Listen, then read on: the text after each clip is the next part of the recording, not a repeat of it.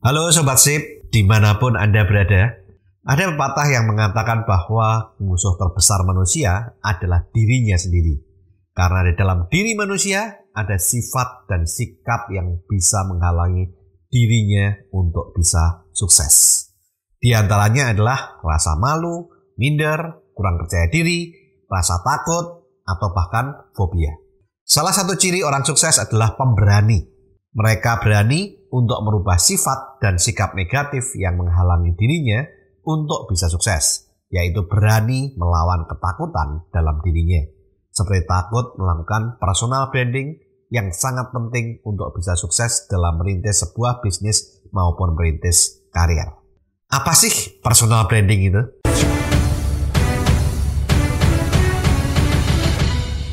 Personal branding bisa saya ilustrasikan dengan ilustrasi seperti ini. Kalau kita mau beli oleh-oleh di suatu daerah, saat kita melakukan wisata, seringkali kita akan pergi ke toko oleh-oleh. Di toko oleh-oleh itu ada puluhan atau bahkan ratusan jenis keripik yang ditawarkan. Saat itu ada dua kemungkinan kalau kita mau beli keripik. Yang pertama, jika kita tidak tahu mana keripik yang enak, saat mau membeli kita mungkin bingung mau membeli keripik yang mana. Kita pasti akan memilih keripik yang bisa mencuri perhatian kita.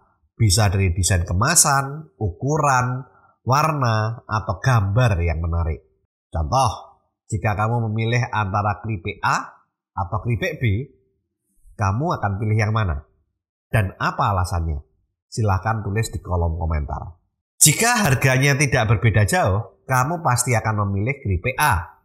Kenapa? Karena desainnya lebih bagus, warna dan gambarnya lebih menarik dibandingkan keripik B. Apakah rasanya keripik A pasti lebih enak dibandingkan keripik B? Belum tentu. Yang kedua, jika kamu sudah mendapatkan referensi dari teman, saudara, atau dari sosial media, saat kamu ke toko oleh-oleh, kamu datang dan langsung akan membeli keripik merek tertentu itu. Karena info yang Anda terima karena rasanya enak atau karena sedang viral. Inilah contoh sederhana tentang branding. Contoh yang kedua adalah kondisi saat keripik tersebut sudah terbranding dari rasa mungkin atau karena sedang viral sehingga Anda mendapatkan referensi. Itu adalah contoh branding. Contoh yang pertama adalah bagaimana sebuah keripik membranding dirinya. Bisa dengan desain kemasan, ukuran, warna, atau gambar yang menarik. Nah, dari ilustrasi ini Anda sudah mendapatkan sebuah gambaran tentang apa itu personal branding. Personal branding yang sering juga disebut dengan citra diri, yaitu bagaimana kamu ingin dikenal oleh orang lain. Yang pertama, kamu ingin dikenal oleh orang lain seperti apa? Hal ini berbicara tentang bagaimana kamu berperilaku, yaitu tentang sikap, sifat, dan karakter kamu. Apakah kamu ingin dipandang sebagai orang yang semangat atau orang yang loyo? Kamu ingin dikenal sebagai orang yang sombong atau orang yang ramah? Orang yang minder atau yang percaya diri? Orang yang pandai atau orang yang lucu? Orang yang menjengkelkan atau orang yang menyenangkan? Orang galak atau orang berwibawa? Yang kedua adalah kamu ingin dikenal oleh orang lain sebagai siapa? Hal ini berbicara tentang apa kelebihan di dalam dirimu, apa expertise atau keahlianmu, apa achievement, pencapaian atau prestasimu. Agar bisa sukses, kita harus bisa menciptakan nilai personal branding dari sisi yang positif, unik, dan menarik, baik dari sisi penampilan, pengetahuan, keahlian, karakter, sifat, sikap, pola pikir atau mindset, dan lain-lain. Apa sih kegunaan daripada personal branding? Personal branding meningkatkan value atau nilai dirimu di mata orang lain, seperti teman, klien, customer, rekan bisnis, rekan kerja, atasan, atau bawahanmu. Tahukah kamu bahwa seorang sales yang sukses bukan tergantung dari produk atau jasa apa yang dijual, tetapi tergantung dari personal branding dan kapasitas diri daripada sales itu. Makanya dengan produk dan jasa yang sama, ada sales yang bisa menjual banyak tetapi ada sales yang tidak bisa menjual sama sekali.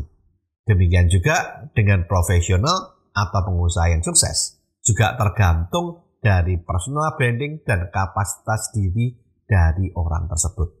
Kabar baiknya adalah personal branding dan kapasitas itu bisa dipelajari dan dirubah dengan pengetahuan dan kemampuan asal kamu mau berubah. Jika kamu ingin sukses sebagai seorang pengusaha atau profesional, maka kamu harus mau berubah dari beberapa sisi. Yang pertama, berpenampilan seperti orang sukses. Ada lagu tahun 90-an dari Roxette yang menggambarkan tentang pentingnya penampilan dalam kita menjalani sebuah aktivitas. Judul lagu itu berjudul Dress for Success. Lagu ini sangat tren di tahun 90-an. Lagu ini berkisah bahwa untuk menjadi orang sukses, kita harus berpenampilan dulu seperti orang sukses, yaitu rapi, menarik, dan good looking. Terutama kalau kamu mau ketemu sama klien, sama calon pelanggan, atau sama calon mitra bisnis, maka kamu harus melakukan checklist dari ujung rambut sampai ujung kaki. Yang pertama, pasti rambut dulu. Kalau untuk pria harus rapi, jangan gondrong atau berambut panjang. Kalau wanita cukup rapi, ya. Bagi kamu yang wanita, jika melakukan make up yang serasi, jangan terlalu menor. Bagi kamu yang pakai kacamata seperti saya, sering-sering membersihkan kaca agar tidak terlihat jorok dan lebih jelas kalau kamu melihat segala sesuatu. Kemudian perhatikan gigi, mulut, dan bau mulut, terutama kalau kita habis makan. Jangan sampai tersisa sayur, telur atau keju, cabai yang terselip di gigi kita, sehingga akan ada traffic light menyala di mulut kita, yaitu hijau sayur, kuning telur, dan merah cabai. Sehingga gigi kamu tanpa disadari mengiklankan United Color of Benetton.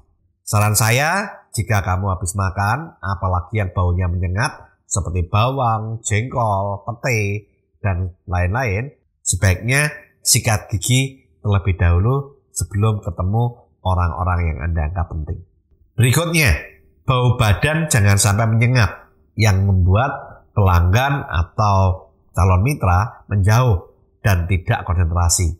Kamu bisa menggunakan bedak penghilang bau badan, deodoran, atau parfum jika punya keringat yang tajam atau menyengat.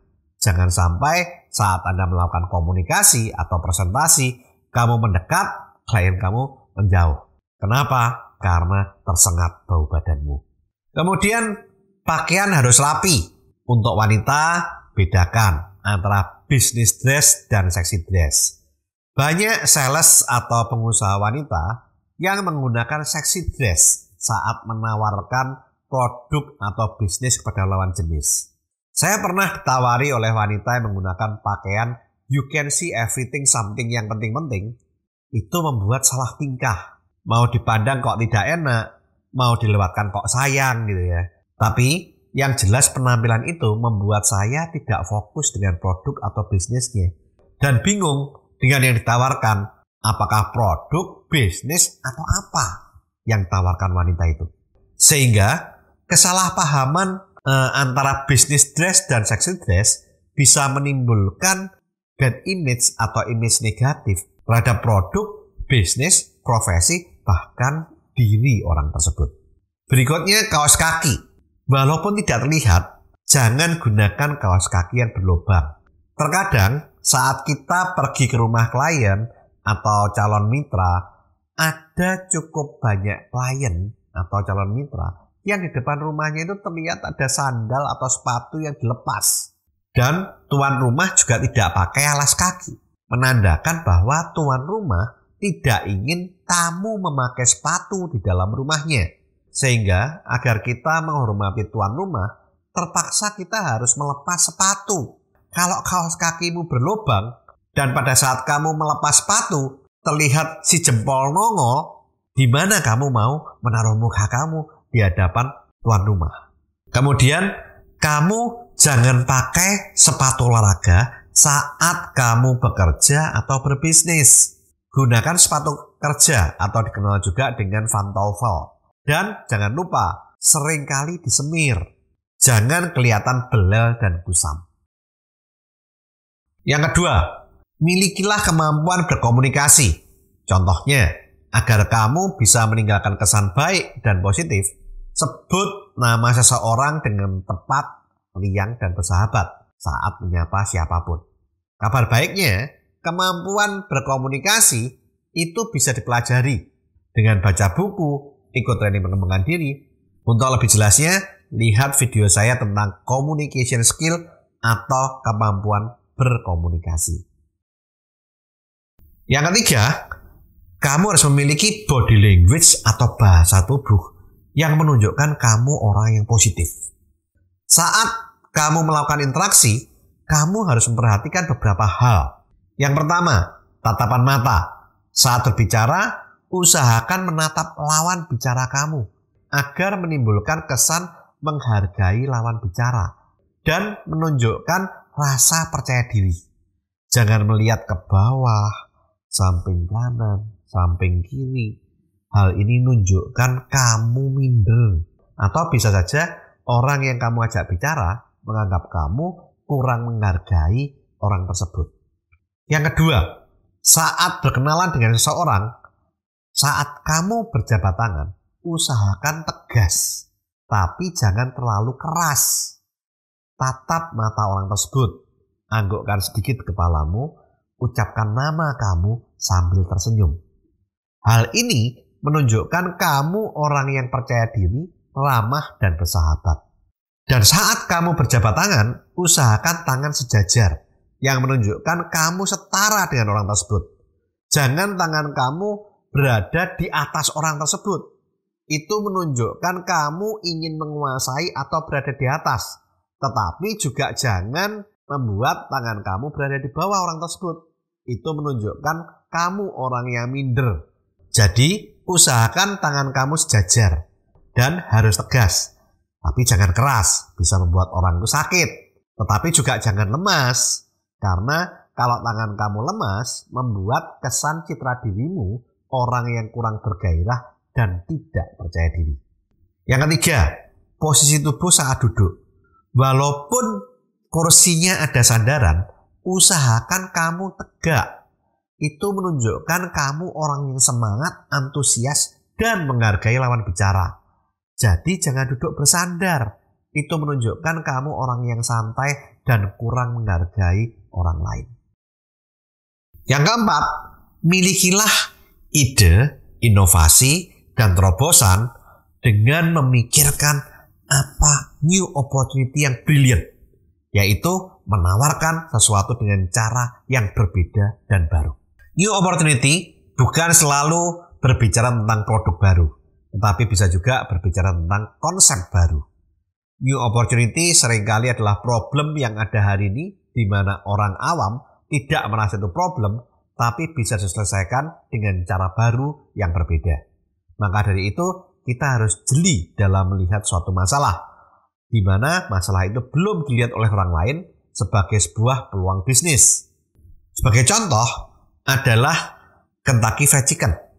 Saat Colonel Sanders menawarkan Kentucky Fried Chicken, itu dia tidak menawarkan sebuah makanan jenis baru.